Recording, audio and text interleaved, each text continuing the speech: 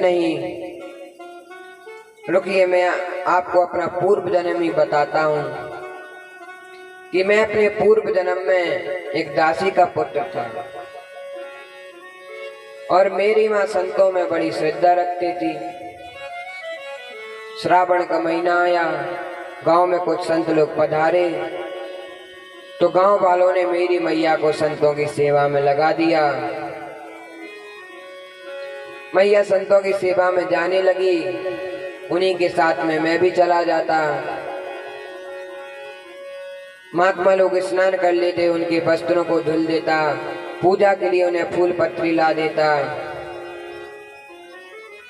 जो शेष प्रसाद बचे उस प्रसाद को पा लेता और उनके साथ में भजन करता।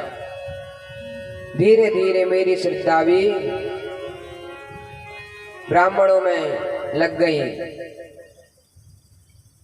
लेकिन जिस दिन वह ब्राह्मण लोग जाने लगे तो मैं भी उन ब्राह्मणों के साथ उनके पीछे चल दिया। जब ब्राह्मणों के साथ में चला गया तो उन ब्राह्मणों ने मुझे देखा तो रोक लिया और कहा कि अरे बेटा, कहाँ जा रहे हो? तब मैंने कहा कि मैं तो आपके साथ ही चलूंगा।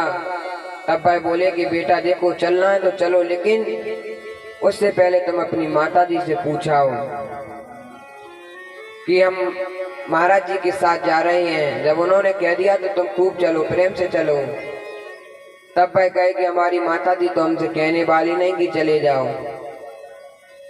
तब भाई कहे तो रुको, हम आपको मंत्र दे देते हैं और माला दे देते हैं, घर पे बैठकर इसका ही जाप करते रहना।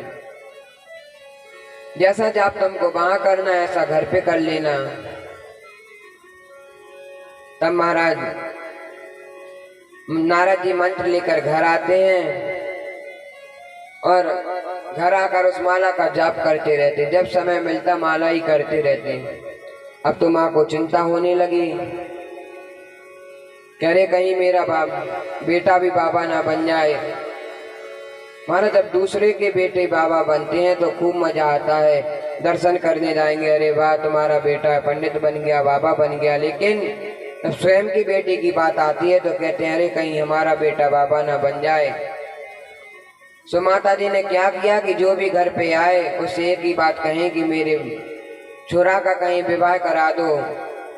तब नारद जी को है पता चला कि मेरा विवाह होने वाला है, तब तो और चिंता होने लगी। कह रहे राम राम, अभी तो माता जी की प्रतीक्षा कर रहे थे कि कब जाएंगी, लेकिन अब तो श्रीमती जी की भी प्रतीक्षा करनी पड़ेगी। लेकिन ना जाने भगवान की कृपा से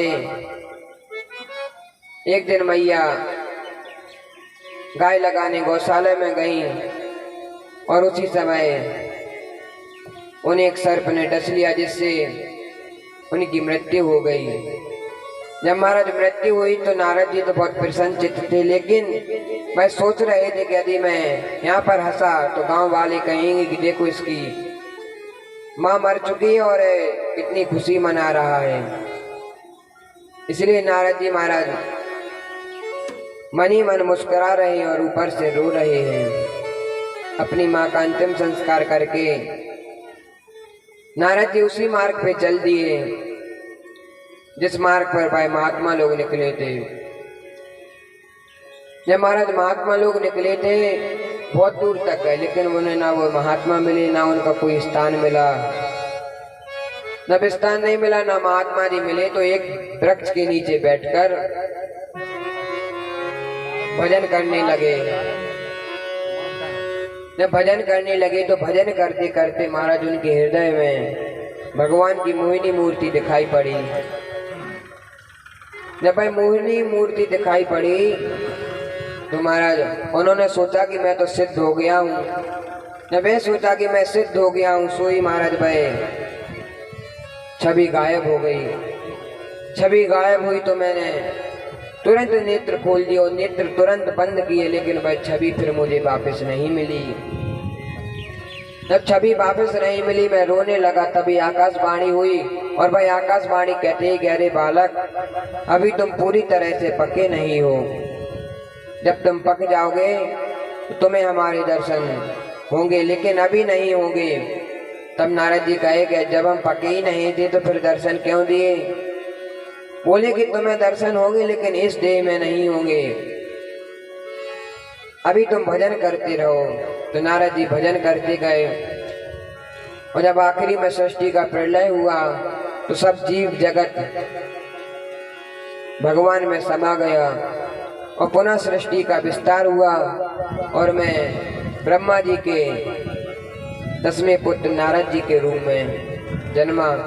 तो बताइए पाराशर जी की कहाँ एक दासी का पुत्र था और कहाँ भगवान के नामों का गान करने से कहाँ ब्रह्मा जी का पुत्र बन गया।